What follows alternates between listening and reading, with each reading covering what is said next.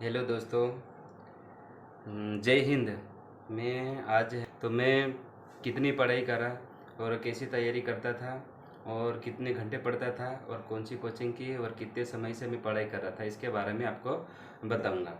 तो आप ये वीडियो ज़रूर देखना दोस्तों। जो एमपी पुलिस, एमपीएसआई, पटवारी और ग्रुप 4 और आबकारी पुलिस और जेल प्रहरी, वन रक्षक, जो भी वैकेंसी आ रही है उसके बारे में मैं बताऊंगा और कितने घंटे पढ़ाई करना चाहिए और कैसी तैयारी करनी चाहिए, इसके बारे में पूरा बताऊंगा। और मैंने पढ़ाई कैसी करी, मेरे बारे में आपको पूरी जानकारी दूंगा कि दोस्तों कि कुछ जैसे मेरे वीडियो देख के या मोटिवेट होके कोई भी भाई बहन जो तैयारी कर रहे हैं वो थोड़ा मोटिवेट हो जाए और पढ़ाई में अच्छा मन लगाए, क्योंकि माता पिता अपने को पढ़ने के लिए भेजा है। तो मतलब अच्छे से पढ़ाई करना चाहिए। मतलब उनका भी सपना होता है कि मेरा लड़का हो या लड़की है कि पढ़ने जा रखे हैं या सरकारी जॉब की तैयारी कर रहे हैं, तो इसलिए मैं ये वीडियो बना रहा हूँ। ठीक है दोस्तों, चलो शुरू करते हैं मेरी संघर्ष की कहानी। देखिए दोस्तों, मैं भी एक मीडियम फैमिली से हूँ। मैंने 5वीं तक गांव में पढ़ाई करी और 8वीं तक भी मैंने एक मेरे गांव से पास में 10 किलोमीटर दूर था, मैं साइकिल से जाता था और वहाँ पे 8वीं तक पढ़ाई करी।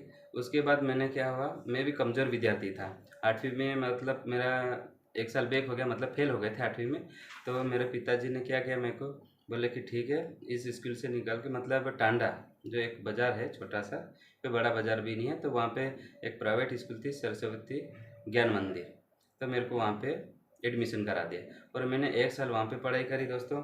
तो मतलब वहाँ से अच्छी पढ़ाई की, मतलब अच्छे टीचर थे वहाँ पे, प्राइवेट स्कूल है तो मेरी नींव वहाँ से अच्छी बनी। मैथ से हो गया और इंग्लिश हो गया, मतलब अच्छे पढ़ने लग गया, मैं अच्छा पढ़ने लग गया।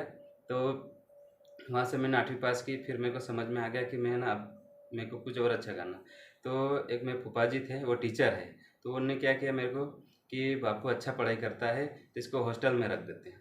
ठीक है, तो मुझे पता ही नहीं था, उन्हें बस सिर पर मेरे को बुलाया और मेरा फॉर्म वार्म सब हॉस्टल के लिए कंप्लीट किया और जमा करने के लिए मेरे को भेज दिया।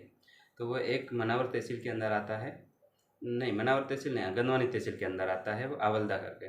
वहाँ तक मैंने 9वीं 10वीं पढ़ाई की। उसके बाद मैंने धार धार 11वीं की पढ़ाई करी मैंने, उच्चतर माध्यमिक विद्यालय धार क्रमांक 2, मतलब उसको जाना जाता था। फिर वहाँ पे भी मैंने एक साल पढ़ाई की, सिर्फ 11वीं दोस्तों, वो भी मैथ से लेके पढ़ाई की थी मैंने। तो वहाँ पे पढ़ाई तो अच्छी थी, लेकिन मुझे संतुष्टि नहीं था वहाँ से पढ़ाई से कि कुछ अच्छा करना है तो यहाँ पढ़ाई नहीं करना। तो मैंने वापस टांडा चला गया। वहाँ से सिर्फ मैंने एक साल की पढ़ाई करी, सिर्फ 12वीं मैथ से लेके। तो वहाँ मैंने 12वीं अच्छे से टॉप किया। वो भी मैंने पूरे स्टूडेंट मैथ से ग्रुप था हमारा, उससे 15 लड़कों का था, उसमें से मैंने टॉप किया था, मतलब फर्स्ट डिवीज़न। वहाँ से उसके बाद फिर मैंने, मेरा सपना था कि इंजीनियरिंग बनना, मतलब इंजीनियर बनना। तो मैंने खुद सेल्फ स्टडी करके, उस समय पीईटी चलता था, प्री इंजीनियरिंग टेस्ट है, तो प्री इंजीनियरिंग टेस्ट एग्ज़ाम दिया मैंने, वो भी सेल्फ बुक ला के मैंने पढ़ाई की 2 महीने। और उसके बाद फिर मेरा जब काउंसलिंग की तो काउंसलिंग में मेरे को भोपाल कॉलेज मिला था, बरकतुल्ला यूनिवर्सिटी भोपाल, इंजीनियरिंग के लिए एडमिशन लिया मैंने। वहाँ पे पढ़ाई की एक साल। फिर मैंने मतलब पढ़ाई किया, मेरी एग्ज़ाम हुई।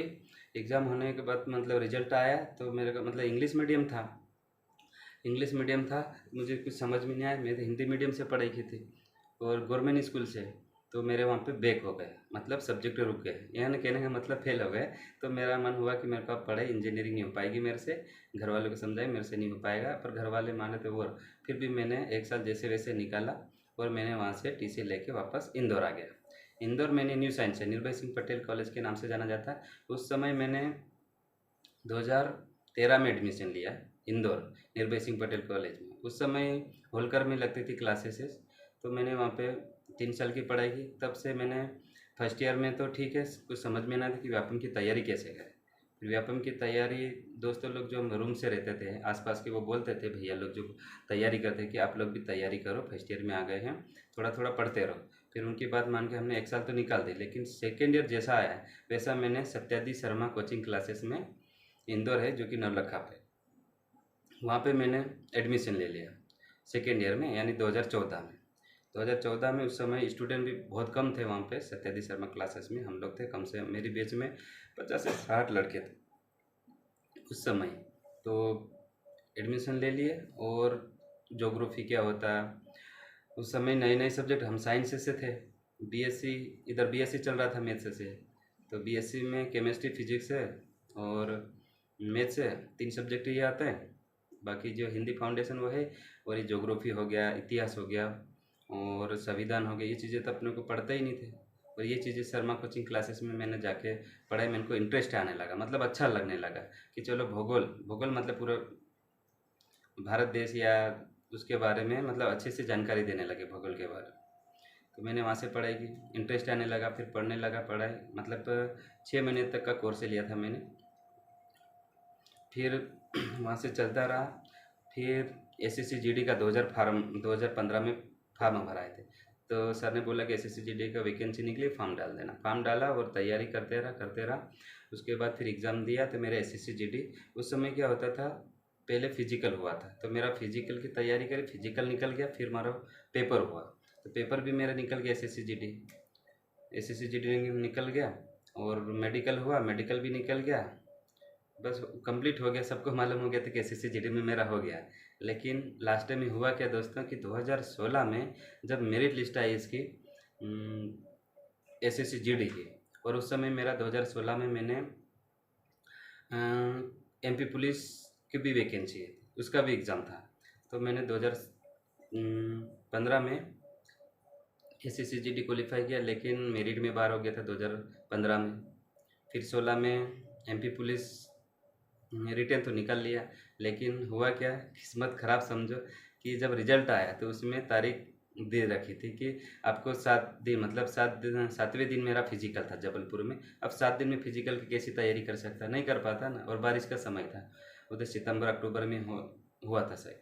तो उसमें मैं यानी दो एसएससी जीडी 2015 तो मेरे हाथ से गई, मेरिट से बाहर हुआ। 2016 में रनिंग से बाहर हुआ। फिर 2017 में, और मेरा इधर ग्रेजुएशन चल ही रहा था, 2016 में मेरा ग्रेजुएशन कंप्लीट हुआ। फिर पटवारी की भर्ती आई 2017 में, तो 2017 में पटवारी की भर्ती आई है दोस्तों। तो मैंने फॉर्म डाला पटवारी में। एमपी पुलिस की भी आई थी, उस समय 14,000 आई थी, लेकिन किस्मत साथ नहीं देता तो क्या कर दोस्तों, तैयारी तो थी मेरी, लेकिन 2017 में एमपी पुलिस क्वालिफाई नहीं कर पाया। और पटवारी में मेरे 65 नंबर थे, लेकिन दोस्तों एसटी का हूँ मैं, एसटी का, तो उसमें मेरा 65 नंबर थे और कट ऑफ गया 66 नंबर। दोस्तों नॉर्मलाइजेशन में मेरे 2 नंबर घट गए, हो गए 63, तो मैं उस समय पटवारी में भी बाहर हो गया। फिर 2017 तो पूरा ऐसे ही निकला। फिर 2018 में मैं लगातार लगे रहा, मतलब पढ़ाई मैंने छोड़ पकड़ पर लगातार पढ़ते रहा। फिर 2018 में जेल प्रहरी आई, तो मैंने पढ़ाई की, जॉब भी करता था बीच बीच में, मैंने आईबीएस पे भी जॉब किया 8 से 9 महीने। फिर मैं 2018 में भोरकुआ पे कोचिंग मैनेजमेंट का काम था मेरा, तो वो भी मैंने संभाला और पढ़ाई भी की है साथ साथ में। फिर बाद में क्या हुआ दोस्तों कि मैंने जेल प्रहरी की एग्ज़ाम दिया, वो भी मेरा क्वालिफाई हो गया। फिर फिजिकल की तैयारी करी, ओपी सर के पास जाता था। ओपी सर जो निःशुल्क ट्रेनिंग सेंटर है ना, ओपी सर, ओपी जायसवाल, जो मल्लार आश्रम में करवाते हैं, उस समय नेहरू स्टेडियम में करवाते थे, अभी नेहरू स्टेडियम में नहीं करवाते। तो मेरी फिजिकल जो है रनिंग, वो मेरे ऑफिसर की देन है। उनने सब कुछ अच्छा, मतलब इतनी एक्सरसाइज करवाते थे, इतनी प्रैक्टिस करवाते थे कि मेरा अच्छा रहा। उस समय मेरा जेल प्रहरी निकल गया दोस्तों। फिर वही कहानी, फिर किस्मत ख़राब समझो, फिर मेरिट आई, मेरिट में फिर बाहर, तो मेरा तीसरी बार मेरिट फिर बाहर हो गया। फिर उस समय भी एसएससी जीडी था मेरा, तब मेरा फिजिकल देवास में मिला था, मतलब 2 बार एसएससी जीडी हो गया। उसके बाद लॉकडाउन लग गया। लॉकडाउन में भी दोस्तों फिर अब क्या करें, घर चले गए, साल भर तक घर रहे गर्मी में, फिर वापस लॉकडाउन खुला, वैसे वापस इंदौर आए। इंदौर रूम तो खाली नहीं किया था, क्योंकि मेरा भाई जॉब करता था छोटा वाला, तो उनको छुट्टी भी नहीं मिली थी, प्राइवेट जॉब करते हैं। तो दोस्तों अब क्या बताऊँ, मेरी संघर्ष की कहानी तो बहुत है। उसके बाद क्या हुआ 2021 में, अब क्या किया जाए कि एमपी गवर्नमेंट में तो कोई भी वैकेंसी या कोई भी एग्ज़ाम नहीं था, तो मैंने सोचा कि एनटीपीसी रेलवे का फॉर्म मैंने पहले से डाल रखा था, और ग्रुप डी का भी फॉर्म डाल रखा है। तो चलो ठीक है, अपने पास एक और ऑप्शन है कि अपन रेलवे की तैयारी करते हैं, एनटीपीसी की। तो मैंने फिर सिर्फ लाइब्रेरी भी नहीं जाता था, रूम पे ही पढ़ाई करता था। ये जो सामने लैपटॉप दिख रहा है ना, इस पर मैंने एक एग्ज़ामपुर का एक कोर्स खरीदा था एनटीपीसी का, मात्र 500 रुपये दे के, वो भी रिकॉर्डेड क्लास था। उनके रिकॉर्डेड क्लास मैंने 6 महीने तक लगातार देखा। फिर एनटीपीसी की एग्ज़ाम दिया, तो मेरा एनटीपीसी का फर्स्ट पेपर निकल गया, उसके बाद फिर फर्स्ट पेपर निकल गया। हुआ क्या, फिर 7-8 महीने और खाली थे। हुआ क्या, फिर मेरे को चलो सीपीसीटी की तैयारी कर लेते हैं, फ्री बैठे इससे अच्छा। तो मैंने सीपीसीटी की तैयारी की 3 महीने तक लगातार, मतलब पढ़ते रहा। 3 महीने में मतलब मैंने कंप्यूटर की बुक 3 से 4 बुक पढ़ दी थी मैंने। और ये लैपटॉप तो है ही सामने दिख ही रहा, मैंने इससे क्या टाइपिंग किया था, 1 घंटा सुबह 1 घंटा शाम। और किस बार कुछ भी हो जाए सीपीसीटी निकालना तो निकालना। तो मैंने सीपीसीटी पहली बार में नहीं निकला था दोस्तों, पहली बार डाला था तो मेरे को ऐसे नॉलेज के लिए डाल दिया था मैंने। फिर सेकंड बार दिया तो हिंदी इंग्लिश टाइपिंग निकली थी, और थर्ड बार दिया था मैंने हिंदी इंग्लिश और पेपर, तीनों निकल गया था। ठीक है दोस्तों, फिर मेरा सीपीसीटी क्लियर हो गया, मेरे को और हौसला आ गया कि नहीं यार अब मैं क्या, अब 1 महीने बाद हाई कोर्ट का एग्ज़ाम निकला था, मतलब फॉर्म भराना स्टार्ट हो गया, उसमें सीपीसीटी मांगा। अब मैं फॉर्म डालने के लिए अवेलेबल हो गया कि सीपीसीटी है अपने पास, फॉर्म डाल दिया। उसके बाद फिर पता चला कि अपन ने एमपी पुलिस 2020 का फॉर्म डाल रखा, उसका पेपर आ गया 21 में। ठीक है दोस्तों, मैंने कहा ठीक है। फिर एमपी पुलिस के पेपर दिया साथ में, हाई कोर्ट का भी पेपर साथ में दिया। फिर बाद में दिसंबर 2021 ख़त्म और 2022 आ गया। तो मेरा पेपर 2022 को पेपर मेरा था 1 फरवरी को। 1 फरवरी को पेपर था एमपी पुलिस का, और 22 फरवरी को था मेरा हाई कोर्ट का। तो मैंने एमपी पुलिस का एग्ज़ाम दिया तो मेरे 70 नंबर आए। उसके बाद फिर हाई कोर्ट का आ गया, उसका भी एडमिट कार्ड आ गया। तो 22 फरवरी का हाई कोर्ट का एग्ज़ाम था, ठीक है, उसका एग्ज़ाम दिया। फिर 1 महीने बाद, जस्ट 1 महीने बाद हाई कोर्ट और इसका एमपी पुलिस दोनों का रिजल्ट आ गया, एक एक हफ्ते के गैप में। तो मेरा एमपी पुलिस भी क्लियर हो गया, क्वालिफाई हो गया, हाई कोर्ट भी क्वालिफाई हो गया। और एनटीपीसी का जो 2021 में दिया था ना मैंने एनटीपीसी का, उसका रिजल्ट 2022 में आया, वो भी जनवरी में, तो वो भी क्वालिफाई हो गया। मतलब 2021 और 22 के अंदर 3 एग्ज़ाम ये क्वालिफाई हो गया, और सीपीसीटी को मिला के 4 एग्ज़ाम मैंने क्वालिफाई कर ली। फिर फिजिकल की तैयारी करा, तो फिजिकल की तैयारी कर रहा था मैंने एमपी पुलिस के लिए, और उधर से नोटिस आ गया है कि आपका एनटीपीसी का मेंस से है। फिर कि मतलब एक नोटिफिकेशन पहले दे देते कि आपका मेंस से इतनी इतनी तारीख हो सकता है। फिर टाइम टेबल आ गया, मेंस की तारीख दे दी। अब मेंस के साथ में आ गया और फिजिकल भी मेरा साथ में आ गया। अब फिजिकल की तैयारी करूं कि मेंस की तैयारी करूं रेलवे में। अब मैंने सोचा कि चलो भाई क्या बताऊँ, क्या करूँ क्या नहीं समझ में नहीं आ रहा मेरे को। बहुत से पूछा मैंने, दोस्तों लोग से पूछा, सब बोलते हैं कि रेलवे की तैयारी कर, रेलवे में क्या है कि अच्छा पैकेज। लेकिन मेरा मन ये कर रहा था कि दोस्तों मेरे 70 नंबर है एमपी पुलिस में, मेरा एमपी पुलिस में फिजिकल निकालूंगा तो मेरा 100% हो जाएगा।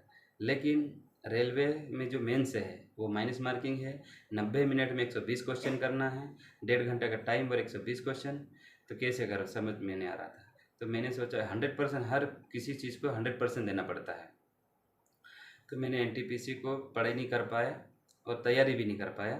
तो मैंने फिजिकल की तैयारी करी, फिजिकल पे ज़्यादा ध्यान दिया, तो मेरा फिजिकल हुआ, फिजिकल निकल गया।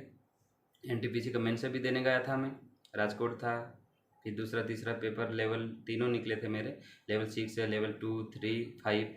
तो मैंने लेवल 6 से राजकोट गया था गुजरात, और लेवल 2, 3 और 5 ये अपना अहमदाबाद में था।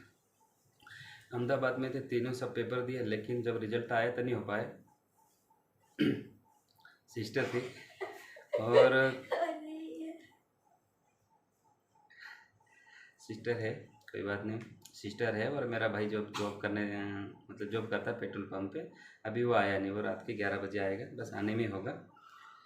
3 भाई बहन रहते हैं। अब ये भी पटवारी की तैयारी कर रही है, भाई को भी अभी एमपी पुलिस की तैयारी कराऊंगा एसआई की। जो अब मेरा तो हो ही गया सिलेक्शन, लेकिन मेरी संघर्ष की कहानी बता रहा हूँ। फिर दोस्तों क्या हुआ कि मेरा फिजिकल भी कंप्लीट हो गया इधर, और हाई कोर्ट का तो अभी तक भी नहीं हो पाया मेरा, क्योंकि वो हाई कोर्ट केस ही लग गया था, तो अभी तक नहीं हो पाया। और मेरी एमपी पुलिस की ज्वाइनिंग हो गई।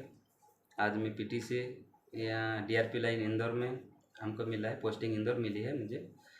तो अब आज ही आया है ग्रुप डी का, मैंने ग्रुप डी का भी पेपर दे रखा था दोस्तों। तो ग्रुप डी में मेरा क्वालिफाई हो गया है। मैं आपको बताता हूँ, आज ही रिजल्ट आया है। यानी आप समझो मेरी संघर्ष की कहानी में मैं पढ़ाई लगातार करता ही रहा तो सफलता मिली मुझे। और मैंने पढ़ाई भी मतलब जो चीज़ पढ़ना हो तो उसको मैं सब 4-5 सब्जेक्ट पढ़ना, मैथ्स है, रीजनिंग और जीएस और साइंस है, ये चारों सब्जेक्ट हमेशा मतलब साथ में पढ़ता था कि एक चैप्टर वो पढ़ लिया, एक चैप्टर रीजनिंग पढ़ लिया, फिर साइंस से पढ़ लिया, फिर जीएस पढ़ लिया। ये क्या सी सेट में आते हैं, मतलब हर एग्ज़ाम दोगे तो ये मैथ्स है, रीजनिंग और साइंस है और जीएस का पोर्सन आएगा ही आएगा। और हिंदी इंग्लिश कोई सी एग्ज़ाम में पूछता है, जैसे पटवारी में हिंदी इंग्लिश पूछ रहा है और ग्रुप 4 में पूछ रहा है, तो जैसे पूछे वैसे अपने को तो ये 4 सब्जेक्ट तो हमेशा पढ़ ही लेना चाहिए। दोस्तों अब मैं बताता हूँ आपको, मेरा ग्रुप डी का भी रिजल्ट हो गया है। तो आपको यही कहना चाहूँगा कि दोस्तों मैंने भी आप लोगों जैसे ही हूँ कि मैंने भी तैयारी की है। तो मैंने जो भी एग्ज़ाम दिया मेरा सारे एग्ज़ाम क्लियर होते गए, मेरे को भी हौसला बढ़ता गया, पढ़ते रहा। तो आप लोगों में यही कहना चाहूँगी कि आप लोग भी अच्छे से पढ़ाई करो और लाइब्रेरी जा रहे हैं तो लाइब्रेरी में बैठ के और 12 से 13 घंटे पढ़ाई करो और सारे सब्जेक्ट है ना एक साथ में लेके पढ़ाई करो कि 1 घंटा ये सब्जेक्ट पढ़ लिया, 1 घंटा ये पढ़ लिया, 1 घंटा जीएस पढ़ लिया, ऐसे सारी सब्जेक्ट।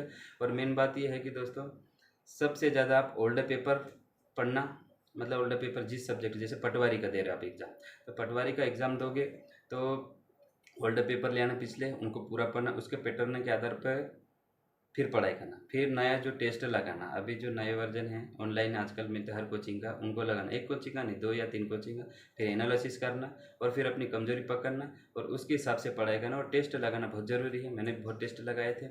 ठीक है दोस्तों, ऐसे तो मैं सत्यजीत शर्मा क्लासेस का ही स्टूडेंट हूँ, पर सत्यजीत शर्मा क्लास में अभी तक गया नहीं मैं, मतलब मेरे पास भी टाइम नहीं मिल पा रहा है। जाऊँगा, अब वर्दी पहन के ही जाऊँगा। ठीक है दोस्तों, तो मेरे इस संघर्ष की कहानी में अच्छा लगे तो सब्सक्राइब करना और दोस्तों ये सभी मतलब अपने दोस्तों में भी शेयर करना कि भाई मीडियम फैमिली से हूँ, भाई बहन ये कमरे में ही शूट कर रहा हूँ, मैं रिकॉर्ड मोबाइल से ही कर रहा हूँ, तो आप भी कर सकते हैं। और मेरा भाई 3 साल से जॉब कर रहा है, 20, 21, 22 अभी लास्ट है, मतलब 3 साल से, और मैं पढ़ाई कर रहा था तो मेरा हो गया है। तो ये हम क्या रूम किराया देना या हमारा खर्चा के लिए भाई जॉब कर रहा था, बस अब मेरा एक ही लक्ष्य है, भाई बहन को पढ़ाना है, उनको भी जॉब दिलाना है। थैंक यू दोस्तों, और तुम भी सब्सक्राइब करो मेरे चैनल को और लाइक करो, शेयर करो और आप भी अच्छे से पढ़ाई करो। और मेरे वीडियो को देख के आप लोग मोटिवेट होते हैं और आप लोगों का भी कुछ सिलेक्शन हो जाता है तो मेरे को भी अच्छा लगेगा। अब मैं यूट्यूब पर यही समाज के लिए या दोस्तों या भाई बहन के लिए जो पढ़ाई कर रहे हैं उनके लिए मैं वीडियो बनाते रहूँगा और एमपी पुलिस के रिलेटेड हर जानकारी देते रहूँगा। Thank you.